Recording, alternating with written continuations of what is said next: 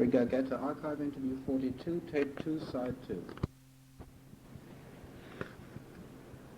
When you look back on these women who befriended the SS or the Wehrmacht, do you see them as collaborators, or was that their way of surviving the daily struggle?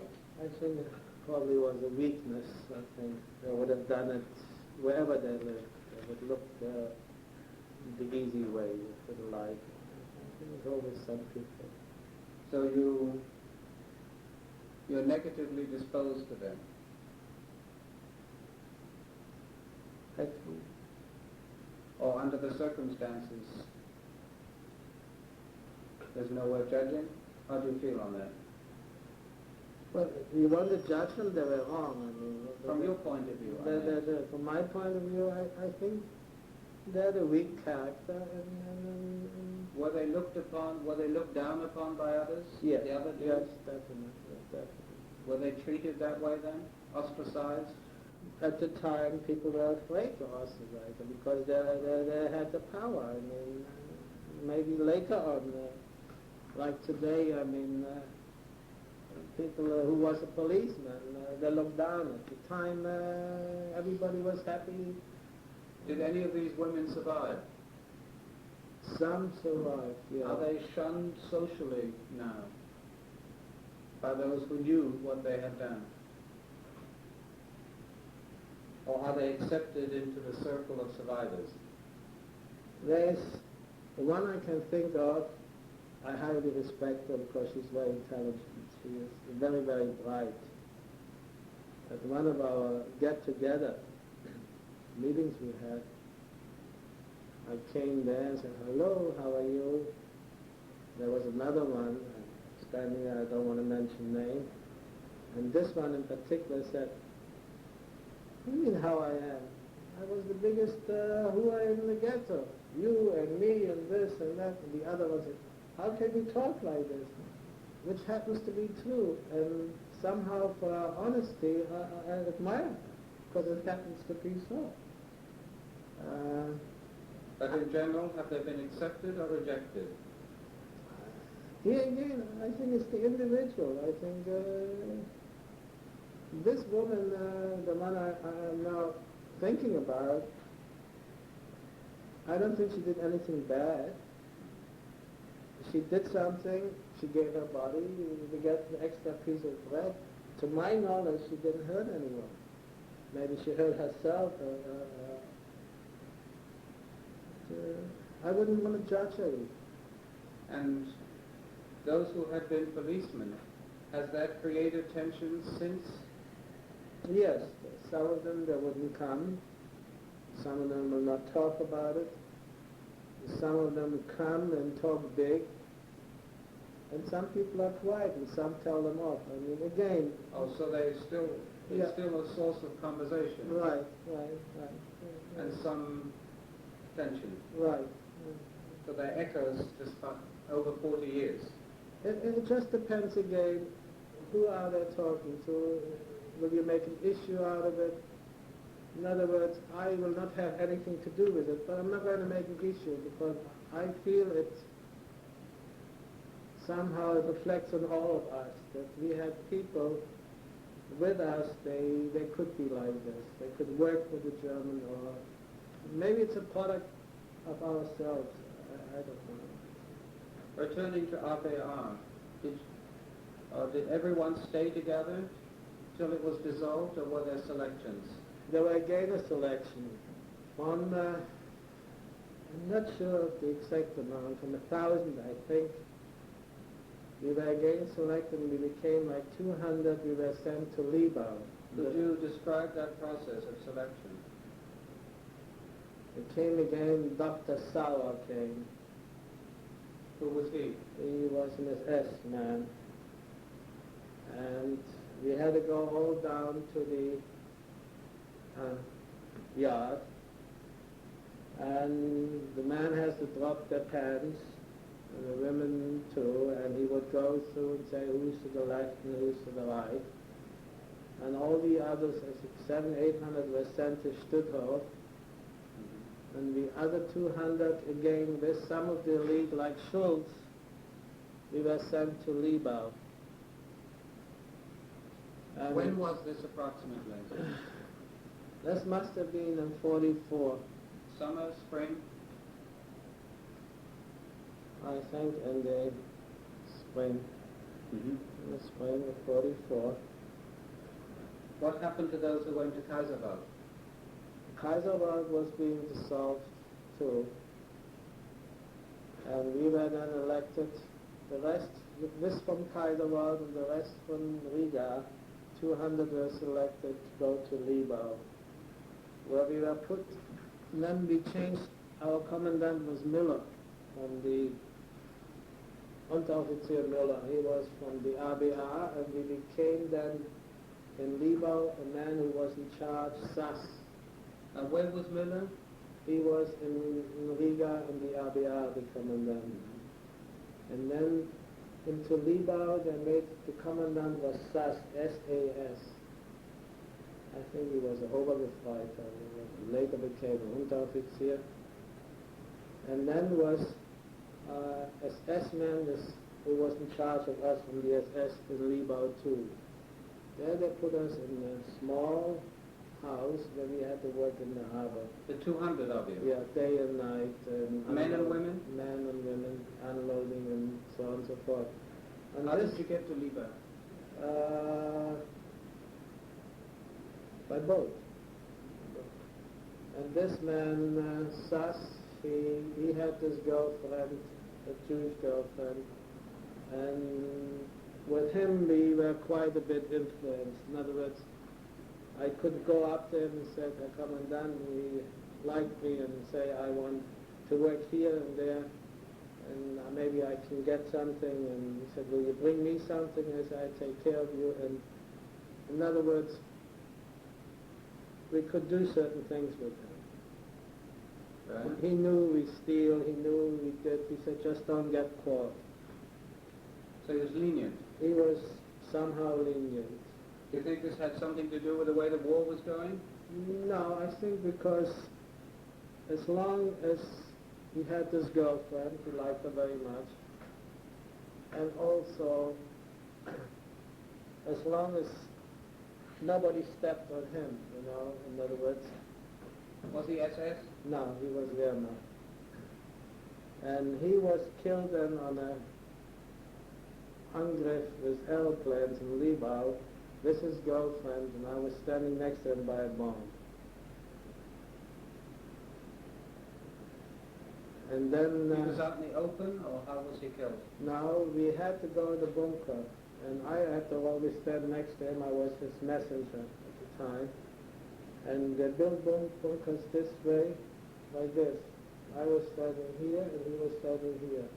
And the air pressure from the bomb, From the blast? killed him and a few Jewish people, also his girlfriend among them, and few Gentiles too. And we had no weapons, so I ran doing this fire out, and I got some shovels, and we're trying to dig out, and they said, the Germans over there. I said, let's dig here. And somehow we couldn't help anyone. And then at this time, there was always rivals. And when Sass was the commandant, Schultz, who was all the years, was left out. Then he came back again, became the big shot there. And he would say to my mother, wait, I'm in charge, and your sons were the ones, they never had any respect for me, because I didn't feel that anyone had to take his head off. He was no God, and the rumors was that he slept with his wife and with his sister and things like that. I don't know if it's true or it's not true. I would presume most of it is true. And he would bargain human, really, money he would send, and he likes he wouldn't send. It was just... This happened after the air raid? After the air raid, and my mother was crying and worried because if he comes back to power, what he would do, and we just didn't care. And And then after a few weeks being in Libau, What did you do after Stas died? we kept on working and Under a different a different officer, yes, and then Schultz came back to power and As a what? as insider running again the internal, The work assignment. the work assignments. And then shortly afterwards we were shipped back to Germany on a freighter. Well, let's just stay at Libau. Were you fed adequately? Again, never adequately, but there we were working in the harbor. We were attacked by planes. Each time we were attacked and the magazine was burning, my brother, myself, and some other young man, we got in and we got food and we got cheese, and we really ate quite good there. And your health held up, the three of you? We never thought about it. We had a bad experience there. My mother fell down about 20 meters unloading a ship on tanks. And she was very, very sick there for a while, and we got her through there. Was there medical aid? There was a Dr. Joseph there who helped us a lot. Amongst the 200? Yeah, but there was no hospital or something like that. Dr. Joseph from where? He was actually originally from Berlin. Mm-hmm. But he, before the war broke out, he I think immigrated or went to Riga. He lived there for a time. Very fine man. In what sense? As a doctor, as a human being, was everything. Because we had doctors that were not so nice. Meaning? Meaning on a march later on in Germany from Hamburg to Kiel, there was one doctor, I don't want to say his name, he's not living anymore.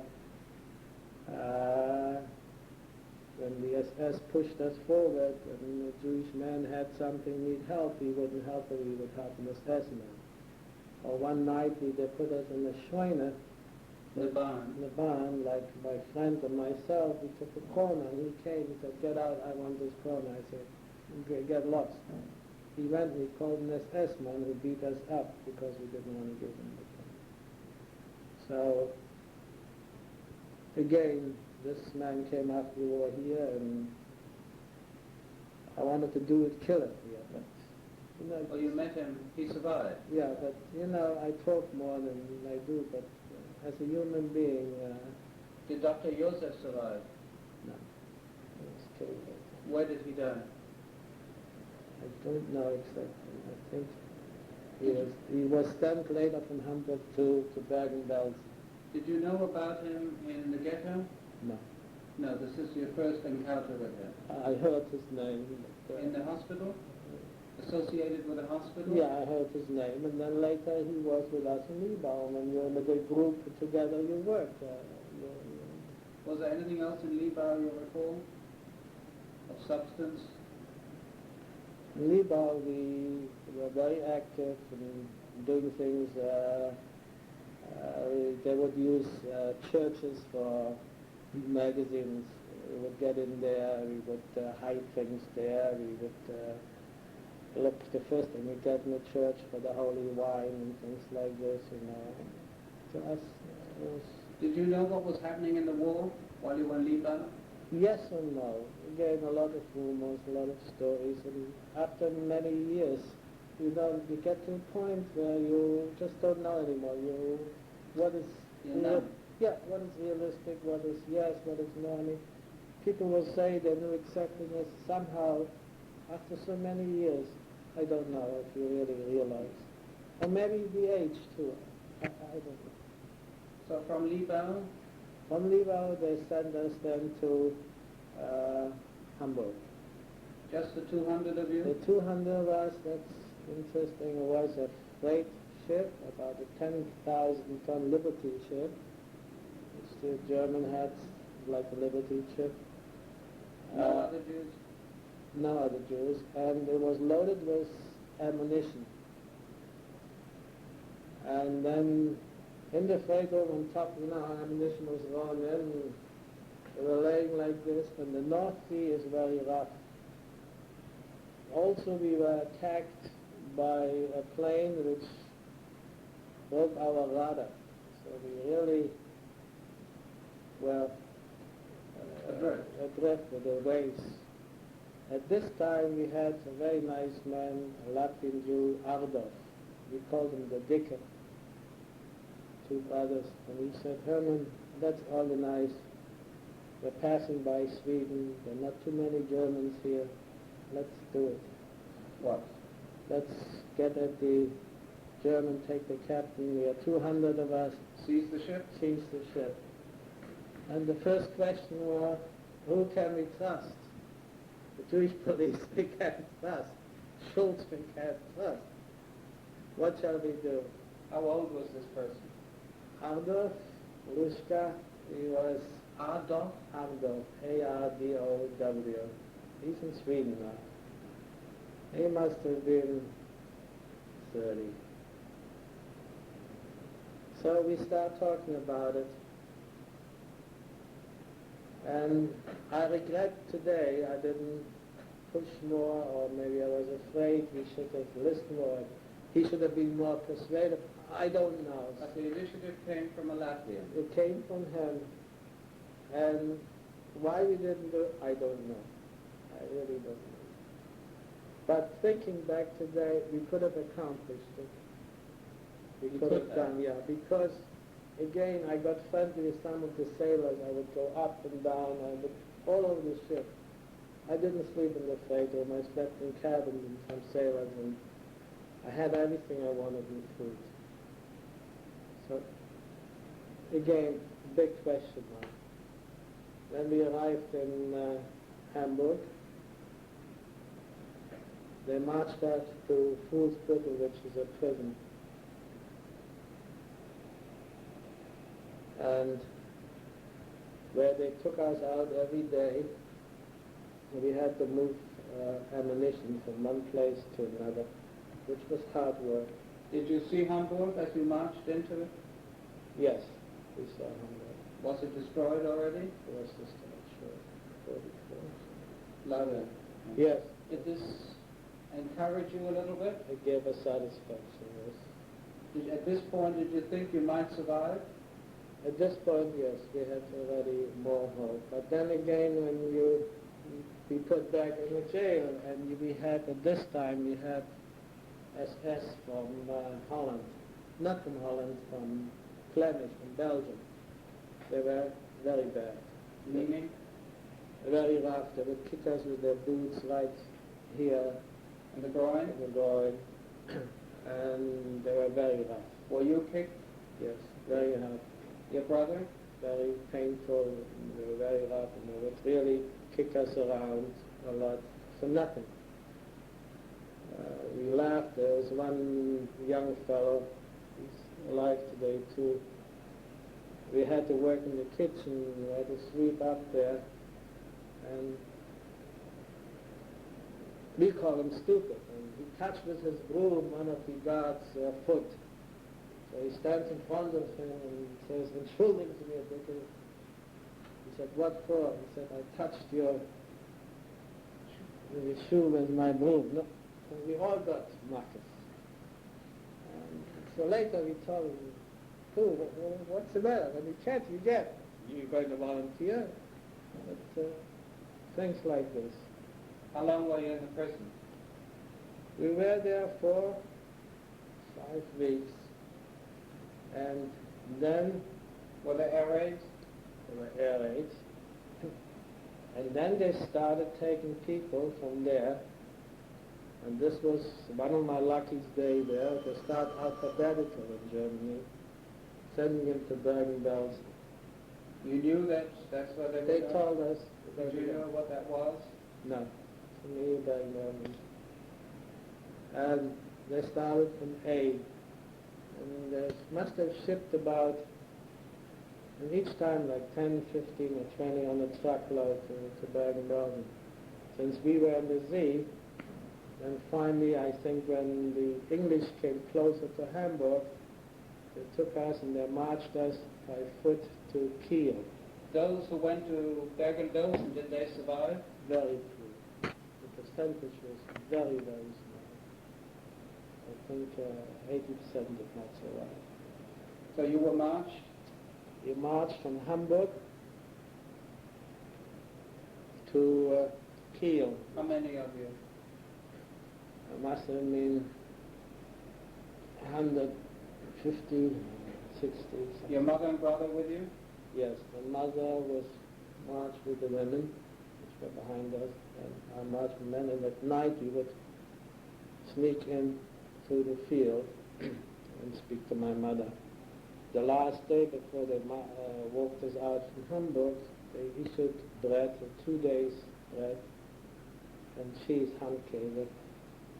So suddenly, in jail, in the corridor, where they were handing out the food, a group of Russians passed by.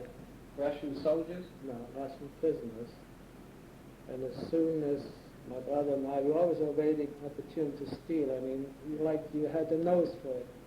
My brother screamed, "Move over, Herman." So I started pushing. And as we pushed, and the Russian pushed by, before they knew it, we had each one 2 breads and a box of cheese. And right away they saw was missing, they put us all out, we're going to search everybody. I figured, I'm going to report, I'm going to get it. I'm not report, it really doesn't matter.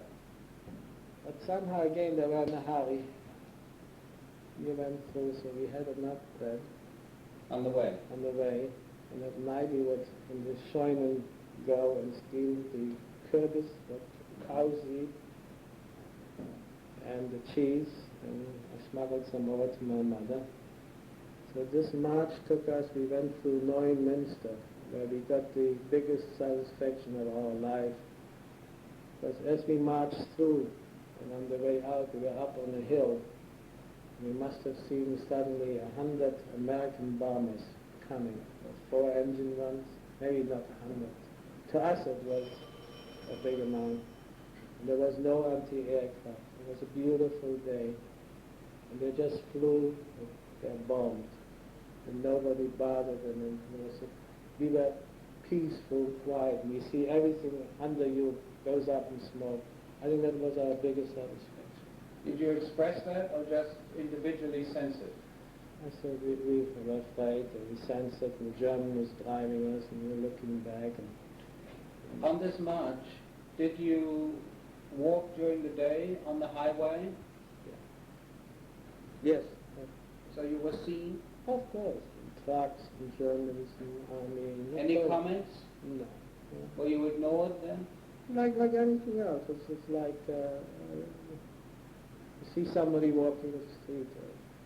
You were in prison garb? Yes, we were in prison garb. Had your heads been shaven? It had been shaven before. It already was 2-3 months. Yeah, but it was short. Yes, it was short. So one could see that you were. Yeah, it was a prisoner. Plus, they could see you were Jews with a yellow star. It was beautiful. So you walked in broad daylight? Yes, no problem. And how far did you get? Well, we walked right into Kiel through Neumünster, which is, I think, about 100 kilometers, 80 miles. Did everyone manage to? No, some were shot on the way. Just in the end was shot. Shot in broad daylight in front of everybody? I think so, yeah. Also, then later they picked up some trucks and nobody wanted to go in the truck. And finally, my mother and 2 girls went in the truck, and we didn't like it, but we saw a little later then arriving at Kiel. There they put us in an Arbeitserziehungslager, which was like Kaiserwald, even worse. And there was hell every day. We had to get up early in the morning. Only Jewish inmates? No, only few Jews. Mostly German, Polish, Russian, everything. We had there everything. But you were separate? Men were separate and women were separate. And there they would take us daily into Kiel.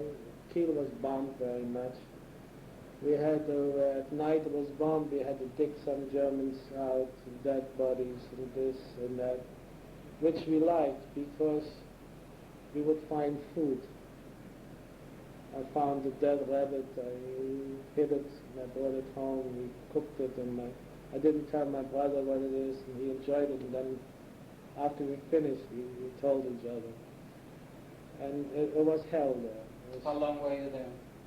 We must have been there about 4 or 5 weeks there. I think if it would have taken another 2-3 weeks, I wouldn't have made it. Why? Because there really every minute, like in Kaiser Road, they were after your hitting and not enough. Who were the guards? SS. And you were beginning to weaken? You begin to weaken not just with your head, with your mind, everything. You start getting to the point where you didn't care anymore. Did any of the group die? No. Did you have hope? You got to the point you just didn't care anymore. You had to carry the dead ones. If you worked in the camp, you would. And somebody died, not just from your group, another. You threw them there, and the blood running, and you pulled them, but the head is bouncing all over, and you're just thrown in a corner. And it was just unbelievable. And this for a few weeks, I think 4 or 5 weeks, and through this, were you able to maintain a close relationship with your brother and mother? Or were you mother, I sneaked at night over to the fence, and some of the girls I would give a piece of bread. And the next night, my mother would send back the bread to somebody else.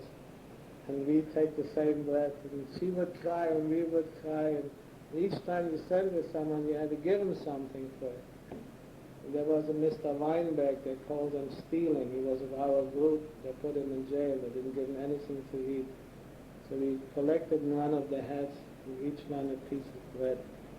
So there was somehow still a belonging. Still a human? Yeah, a human spark. Yeah. Each one gave a piece of bread. Did he get it? Yes, he did get it. Yes. So that saved his life? I presume, yes. Go ahead. So then, one morning, the commandant said the Jews have to stay in the camp, and he said, I'm going to send you to Sweden. You can imagine how we felt about it. You didn't believe it? No. Oh, we spoke the night, it was the night before, we spoke to my mother and said, if this happens, you go on the last truck with the women, and we go on the first truck. And if you see, maybe jump off the truck. Well, let's see what happens. Were they open trucks? Open but with canvas. So, the next morning, everybody goes out to work, and suddenly there's a big thermos truck come out with Swedish Red Cross on it, and nurses. The man in civil comes, shakes hands with the commandant, and they talk nice, please, bitte gehen Sie rein hier, da ist Stroh. Somehow we couldn't believe it. We looked at each other, we didn't know what is true, what is not true. We got in and they took us into Denmark, they put us on the ferry and took us across to Sweden. And you only believed it then?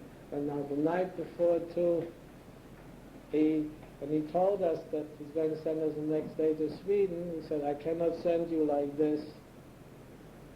And he chased us in where all the dead bodies were lying. He said, take off your clothes and put on the clothes, the civilian clothes. Since I always would think of the next day is that one pair of pants I put in from two pair of pants. I figured maybe I can sell one pair. And they caught me. And I got the beating of my life there for 2 pair of pants too. And it was true. I did send this to school. On the way from Denmark, from Copenhagen to Malmö, on the ferry boat, they put us in the train. Never forget, there was a guy in Copenhagen selling frankfurters, and as the train pulled out, They already gave us food and everything, and we're eating like pigs. And I tried to grab one of the Frankfurt, and one is connected to the other. Like a whole sleigh of Frankfurt.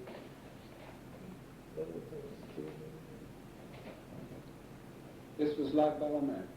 This was May 1st, like when we came to Sweden, Began the new life. a new life. Now, looking back on it, you had spent 3 or 4 years daily struggling, which included stealing. Were you able to adjust from then to a normal life again? Well, in Sweden, in the hospital. In the long run? In the long, yes, no problem. We knew what is right and what is wrong. You never lost a sense of that? No. Even in camp, I mean, You kept your humanity. yeah, you knew what was right. I mean, and in Libau, there was one family there with a father and son and a mother. The son was younger, was the youngest among us, and the daughter. And there was an alarm. And the son was in the building where the bomb hit. The father wouldn't go and save the son. The son was crying, "Daddy, Daddy, help me." So I went and I got the son out. And this man was a policeman too. Somehow I never can forgive him. I'm sure his son forgave him this, but we had standards. We knew what is right. We knew what is wrong. And even today you would say you take those people, you would tear them apart. You don't do anything. You leave them alone. Maybe we're ashamed for what they stood for, that they gave in. Maybe we're ashamed of things we did. I sneaked out, and I know, like 101 is true, that somebody else had to go for me, wherever it was. Having had this experience, does the world seem capable of repeating what you had, what you experienced? Definitely. What evidence do you have for that? What convinces you? Human nature. You don't think it's safer for Jews? I feel closer to Jews. I will fight more for Jewish people. I can understand the Menachem Begin much stronger. As I feel, I don't really care what somebody else thinks. When you're young, you're being taught, worry about what the next one thinks of you or the way you behave for this. Today, I only one thing I want, what is good for us. Jews. Jews. Is Israel important to you? Very important. In what way? By having Israel, I feel that if Jews ever have to run, they have a place where to go, somebody to fight. Are you actively involved in Israeli affairs? As far as I can, I always will be involved. In what way? In different areas. But it plays a part in your life as a Jew. It's important to me, and I try to impress this to my children. Did you succeed? I hope so. I went and I lived for a year already and a half in Israel, and I hope at old age I will be able to spend with it. I'm a different person in Israel. When you see me in Israel, you hear, I'm as chutzpahdik, I'm as fresh, like any Sabbath you can find. I don't take a no for an answer. I don't recognize myself there. Why didn't you ever move over there? At the time when we were liberated, we spent 9 months in Sweden till we found my father, and we went to England. I wanted to go with the illegal immigration to Israel, and my father got hold of me. He said, "Now you want to leave? We were separate for 5 years. Don't you think you should give us, your mother and me, a few years?" So somehow he convinced us. And then we immigrated from England here. And I've been always active. Since 51, I'm back and forward, always in Israel. But your roots became here. business schools. Business schools, yes. Did you ever tell your children of your experience? In details like this? No. I might say once in a while. They know I'm involved with my friends in Israel, my friends in England, people always with similar backgrounds. So they might hear a lot. They might know there's a rally, there's. Would you want them to hear this interview? I have no objection. Are they aware of the dangers to Jews, or do you think they have been protected? I think they're as children, they don't understand. They will say, "Oh, Daddy, here you go again," these stories. Probably when if I would be their age and would not have gone through this, I would say the same thing. Does this frustrate you sometimes, that you can't reach them? Yes and no. I don't blame them for not understanding. But you hope when they grow up? I hope basically they understand, but somehow they cannot really. Did you ever have doubts whether you should bring Jewish children into this world? No. No. No. You had no. No. You never thought it's inflicting a burden on them? No.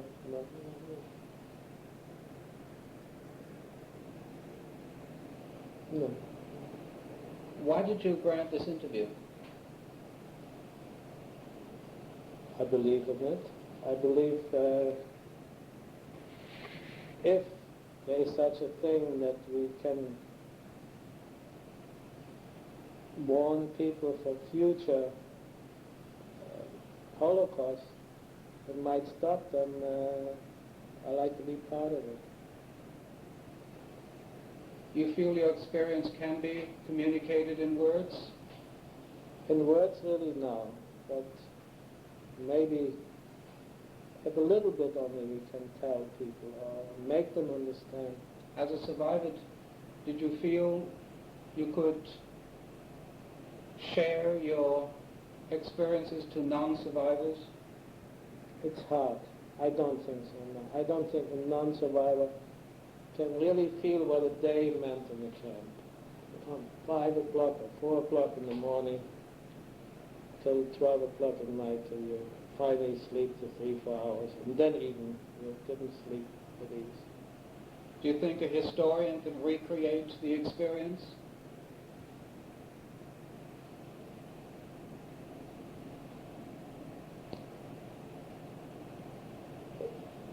If he has been in a camp, maybe. If not? I don't think really he could. I don't think any human mind, human experience, if he hasn't felt it for himself, can really. Is it beyond the imagination? Yes. You are certain of this? I'm quite sure of it. Because sometimes myself I have doubts. Do you doubt your memories? No, but I have doubts. I can say myself, were we really so many people in Riga? That really this happened? Did you see hanging and did you see this? And it's hard to believe. Are you alone in this? Well, Or do others feel that way too? That it was a kind of nightmare? I think others feel like this too. I think so. But yet you're sure it happened? Oh yes.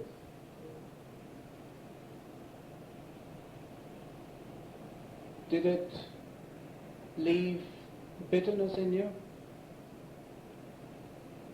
Unrequited revenge? What emotions are permanently with you because of it? My emotion is what I told once. I became friendly with a German judge here. And during the conversation, I told him this, that I can forgive him or the Germans what they did to me, but I cannot forgive them, just all the people that died.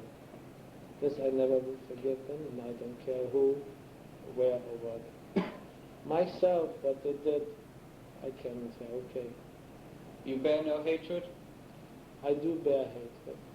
But then you have to know, you have to limit it too. Like I spoke to this man, he was born after the war. I met his mother. She's a doctor. She told me she didn't know about it. And I told her, what do you mean you didn't know about it? You're from Hamburg. I was right here in Poolsbüttel. You didn't see Jews working, didn't have neighbors of Jews. You're a doctor, you're not just a fool. Of course, she didn't answer me. She knew I was right.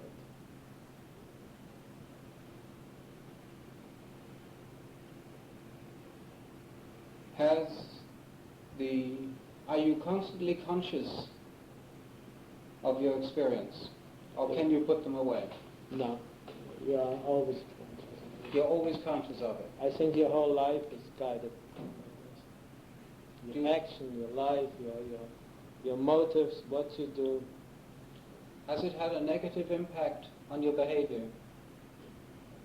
As a man, as a father, as a businessman?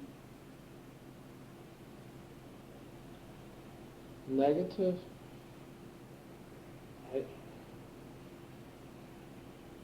I really don't know. Can you have friends that are not Jewish? Yes. You can? Yes. You trust them like Jews?